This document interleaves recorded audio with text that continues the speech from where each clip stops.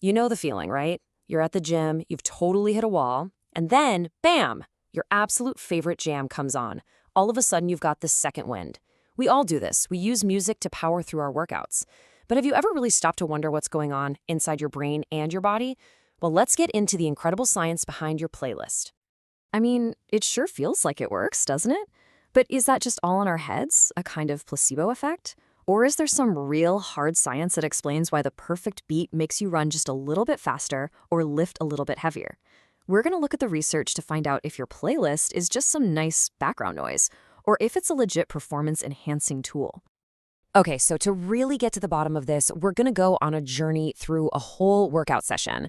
We'll look at the main event, the exercise itself, and then we'll get into the super important cool down. And finally, the best part, how you can use all this science to build the perfect, evidence-backed playlist for every single stage of your workout. Let's start with the part we all care about most, the workout itself. How much of a difference can music really, truly make when it comes to your physical endurance? Well, the answer, it turns out, is a lot. So check this out. A 2013 study had people walk on a treadmill in 3 different situations. With no music at all, they lasted just under 15 minutes. Okay, with slow music, they went almost 2 minutes longer. Not bad. But look at that massive jump with fast music, almost 20 minutes. That's a 34% increase in how long they could go just by changing the soundtrack. And this wasn't just some fluke, a one-off finding. Other research totally backs this up. A 2012 study, for example, found that what they called exciting music and, this is really important, music that people chose themselves, both made a huge difference in delaying fatigue. So it's not just about the tempo, it's about your personal taste too. And just how big of a deal is that personal connection? Well, a 2017 study found that when people listened to their own favorite music, they exercised for 65% longer. 65%! They went from around 22 minutes with no music to over 37 minutes with their own tracks. That's not just a little boost, that's a complete game changer. So why? Why does this happen?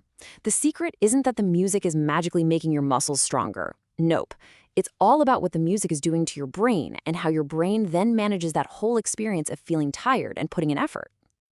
Basically, your playlist is like a psychological Swiss Army knife. First off, it's a massive distraction. It pulls your focus away from how tired or uncomfortable you might feel. It also amps up your arousal and motivation, which just makes the whole thing feel more engaging. And by locking your attention onto the rhythm, it can even help you get into that flow state, where you're just crushing it without even noticing. The researchers who did that treadmill study put it really simply. They said music helps to divert the mind. It literally gives your brain something way more interesting to pay attention to than all those signals from your body screaming, "Hey, I'm tired, let's stop." So how do scientists actually measure this mental game? They use this thing called the Rating of Perceived Exertion, or RPE. It's basically just a scale where you rate how hard you feel like you're working, which is totally separate from your actual physical output, like your heart rate. And here's the crazy part, the real magic trick. In that same study where people exercised 34% longer with fast music, their RPE score, how hard they felt they were working, was pretty much identical across all 3 groups. Now think about that for a second. They did way more work, but they didn't feel like they worked any harder. That's the secret sauce. Music doesn't make your muscles stronger. It tricks your brain into letting them go harder for longer. Okay, so fast, personal music is the clear winner for the main workout. But what about the next part of our journey? The cool down. This is where things get really interesting. It turns out that what helps you after you stop exercising is the complete opposite of what helps you perform. The rules completely flip. Think about it. During your workout, your goal is all about high energy, performance, endurance. So you use fast, exciting music to get you there. But the second you do that last rep, your goal changes completely. Now it's all about relaxation and recovery. And for that, you need a totally different tool. This is where a lot of us get our playlist strategy wrong. A 2015 study actually measured how long it took people's pulse rates to get back to normal after they exercised. With no music, it took about 6.7 minutes. With the same fast workout music still playing, it was a little better at 6.1 minutes. But look at this. With slow music, it only took 5.2 minutes. Your body literally recovers faster when you switch to a slower tempo. It makes perfect sense when you think about it. While fast music revs you up to boost performance, slow music does the exact opposite. It helps calm your body's whole fight or flight response. letting your heart rate and your blood pressure come back down to normal way more efficiently. It actually speeds up your physical recovery. All right, so we've finished our whole workout journey. We've seen the science. Now let's put it all into practice. How do you actually build a smarter, more effective playlist for your next gym session? It really just comes down to 3 simple science-backed steps. First, for the main workout, you gotta pack it with fast, high-tempo music.